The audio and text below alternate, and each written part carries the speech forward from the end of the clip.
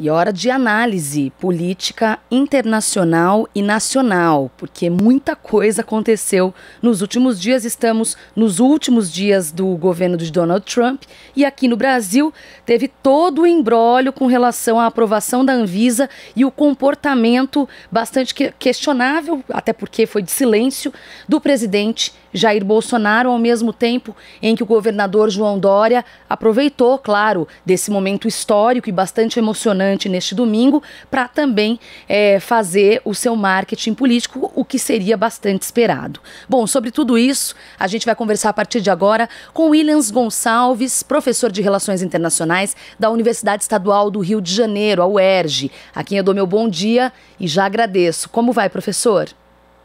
Bom dia, Maria Tereza. Tudo bem. Então tá bom. Professor, bom, como eu disse na abertura, né, a gente teve o principal fato do final de semana, obviamente, é algo que todos os brasileiros estavam esperando, ansiosos, que era a aprovação por parte da Anvisa das duas vacinas, a AstraZeneca Oxford e a Coronavac, que é produzida pelo Instituto Butantan, para uso emergencial.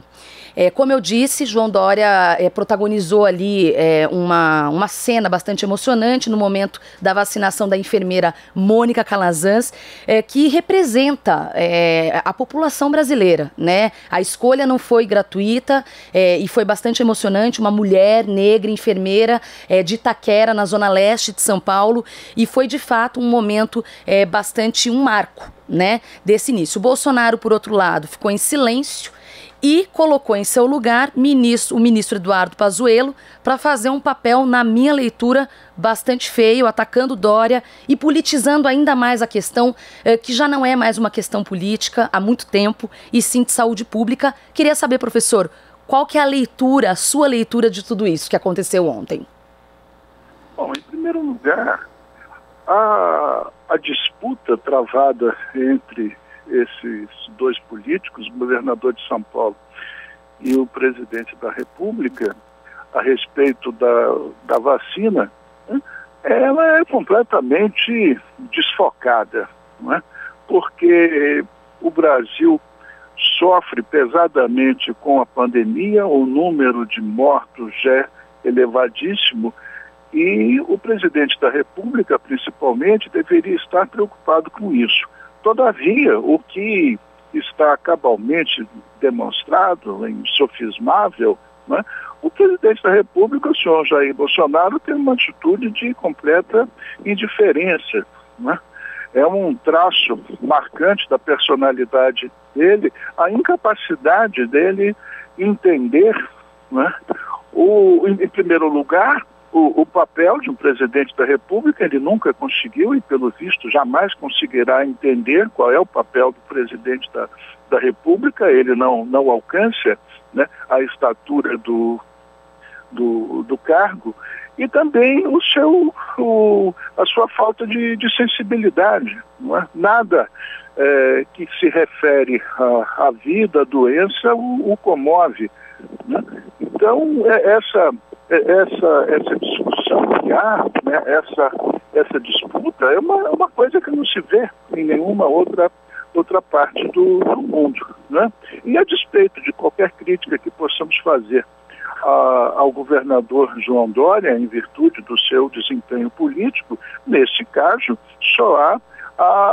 só temos que elogiá-lo, porque, a despeito de tudo isso, é um homem que mostra que confia na ciência, que está atento ao que os médicos, os cientistas, né, estão lhe aconselhando, estão dizendo, se procurou se cercar, né, de pessoas altamente qualificadas, e tem agido em consonância com os conselhos dessas pessoas, né? Então, quer dizer, para concluir isso, todo esse processo mostra que o senhor Bolsonaro não tem a menor condição de continuar como presidente da República, né?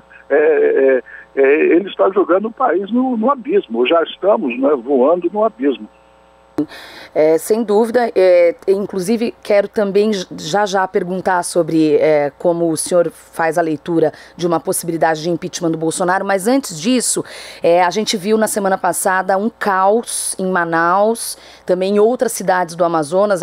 Eu tive a oportunidade de entrevistar a ex-senadora Vanessa Graziottini, que trouxe também a informação que, embora Manaus esteja sendo, as notícias estejam chegando, né, com mais força, já há caos no sistema de saúde em cidades do interior do Amazonas também. Bom, dito isso, o Bolsonaro, diante desse caos todo, declarou durante a semana que ninguém faria melhor do que ele na gestão da pandemia, o que, lógico, por si só é um grande absurdo. Minha pergunta professor, na sua avaliação, o Bolsonaro está percebendo que ele está perdendo terreno e está falando para convertido, pregando para convertido, ou seja, ele segue com esse discurso bizarro para atender a parcela do eleitorado que ainda é fiel a ele? Ele procura, quer dizer, ele é monopólio, não é? Ele já provou que ele não tem condições de ser o presidente da República, como eu disse. Ele se elegeu, né, capitalizando a opinião, uma visão de mundo, né, que sempre existiu e continuará existindo, e que ganhou uma outra dimensão com o desenvolvimento da tecnologia e com as redes sociais. Então, esse eleitorado, essas pessoas que o apoiam, né, sempre pensaram essas coisas. E ele foi muito esperto, vamos assim dizer, né, de se cercar de pessoas que fizeram com que ele capitalizasse esse estado de espírito, essa visão de mundo reacionária, anárquica dessas pessoas. E ele só sabe se mover nesse mundo, né? Ele é um homem completamente incapaz. Um político que viveu 28 anos no parlamento e não aprendeu nada, que tem a capacidade de dizer para o país que nada entende de economia. Ora, convenhamos, o Congresso Nacional é uma escola. Quantos e quantos políticos eleitos que entraram no Congresso praticamente semi-analfabetos, né? E depois de algum tempo de mandato se apresentam articulados, né? Dispõe de todos os recursos para reunir assessores, tem verba, tem tudo, né? Pode fazer consultas, e no entanto esse homem não conseguiu aprender absolutamente nada. Quer dizer, há um problema de personalidade, há um problema cognitivo sério da parte dele. Então ele só consegue repetir essas coisas que ele vem dizendo o tempo todo, né? Se ele não faz, quando ele diz o que eu posso fazer, porque realmente ele não consegue fazer nada, ele fica paralisado, né? Ele não sabe. E nomeou um ministro da Saúde que é alguém muito parecido com ele, né? Sim. Um suposto especialista em logística, né? Que não mostra racionalidade nenhuma e nenhuma capacidade de cálculo. Portanto, é o antilogístico. Sem dúvida. Sim. Professor, nessa segunda-feira, na entrevista de segunda da Folha de São Paulo, o ex-ministro do STF, Carlos Aires Brito, afirmou que o conjunto da obra sinaliza que o presidente cometeu crime de responsabilidade. Minha pergunta são duas nesse momento. Qual o terreno possível no Congresso, na sua visão, para um possível impeachment?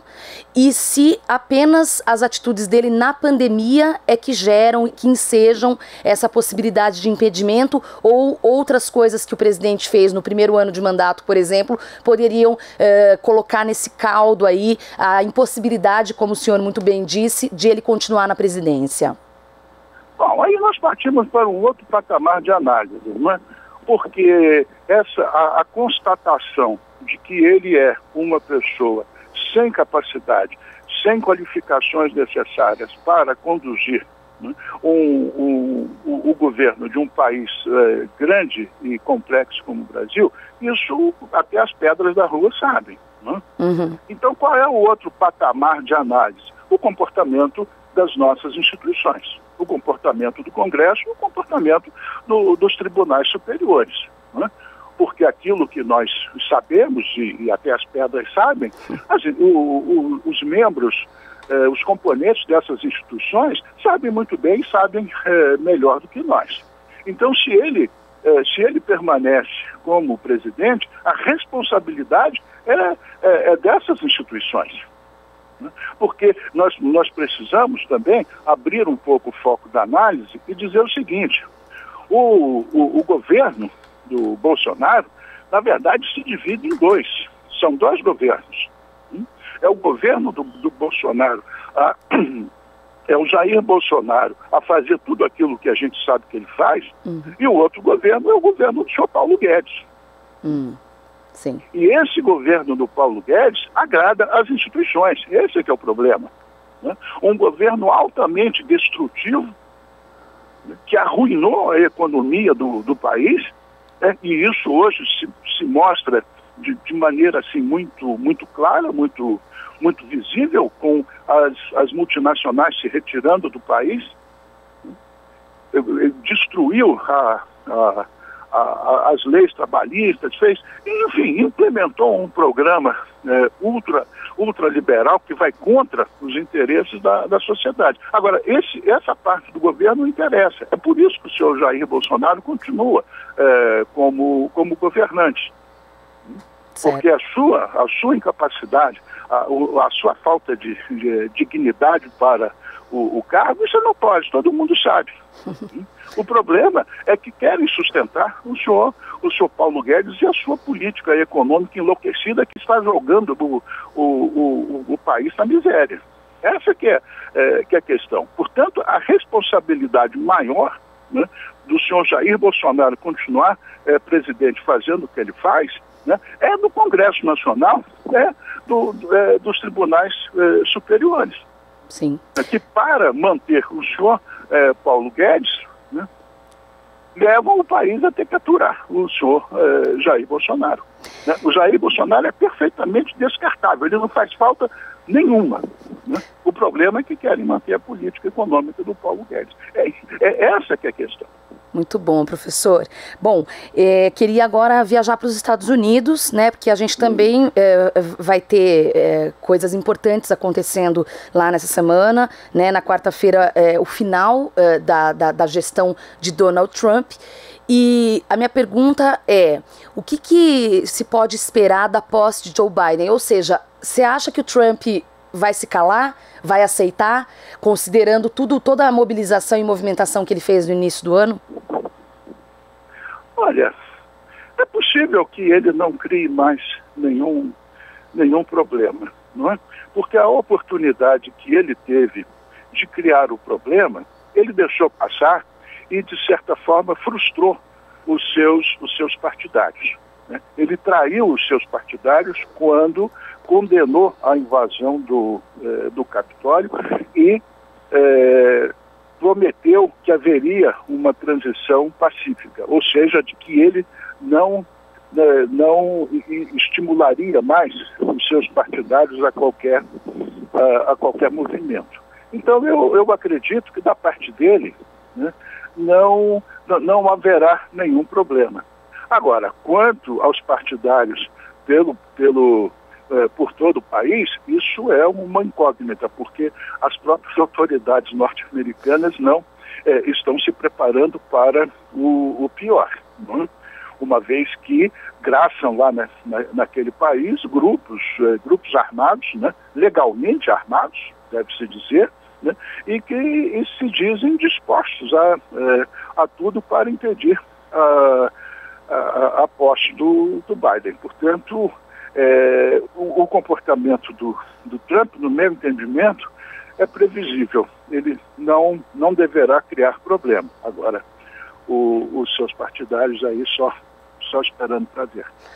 Até porque, né, professor, é bem isso que o senhor falou. Ontem havia sido propagandeada a história da marcha armada e virou espuma, né? Nada aconteceu, essa que foi a realidade. Tiveram algumas mobilizações muito pequenas, muito tímidas, nada comparável ao que aconteceu há 2 semanas.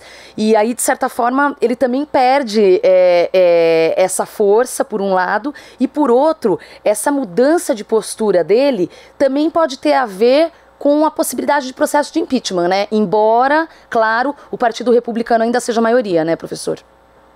Pois é, há essa possibilidade, né, de sofrer o impeachment, o que inviabilizaria uma nova candidatura futura dele e criaria sérios problemas também para os seus negócios, né, que são muito nebulosos, né? Há uma semelhança, né, muito grande nos Estados Unidos e no Brasil, né? Porque nos Estados Unidos esses grupos armados sempre existiram. Uhum. Essa posição, essa posição reacionária, ela sempre existiu. A gente não pode esquecer que até a década de 1960 havia apartheid nos Estados Unidos. Né? Para que os direitos civis que foram promulgados pelo governo do Lyndon Johnson fossem efetivados, houve necessidade de intervenção federal no sul do país, né, que não aceitava o fim do apartheid. Então o problema racial e a resistência, né, à intervenção do governo nessas questões, isso é uma coisa persistente na história dos Estados Unidos, né? Agora, o desenvolvimento das tecnologias de comunicação e as redes sociais, né, isso deram uma nova articulação, né? E os políticos inescrupulosos e espertos, né, estão sabendo explorar isso. É o caso do senhor Jair Bolsonaro aqui ou do senhor Donald Trump lá, né? Agora, essa gente também só se move se tiver uma liderança. Eles não são movimentos, esses movimentos não são movimentos organizados como o fascismo na Itália, o nazismo na Alemanha, não formam partidos políticos. Veja que o senhor Jair Bolsonaro aqui no Brasil não conseguiu formar um partido político. Ele frequentou vários, se elegeu em um de aluguel, mas ele próprio não consegue criar um partido. Lhe falta inteligência política para isso, né? O Trump, por sua vez, é do partido republicano. Quer dizer, ele não tem um partido político. Então essa gente está sempre aí, disponível para isso. Agora, depende de uma liderança. Se esmaga essa liderança, no caso do Trump não será bem esmagado, mas será superado pelo processo eleitoral, uhum. Eu acredito que esses movimentos continuarão a existir, mas sem a periculosidade, né, que tiveram com eles no poder, com o Trump no poder. De chegar ao poder. Bom, quero agradecer demais a participação de Williams Gonçalves, professor de Relações Internacionais da Universidade Estadual do Rio de Janeiro, da UERJ, aqui na Rádio Brasil Atual. Professor, muito obrigado, um bom dia. Eu que agradeço a oportunidade e tenha um bom dia. Até mais. Obrigado. Você está ouvindo Jornal Brasil Atual. As notícias que os outros não dão.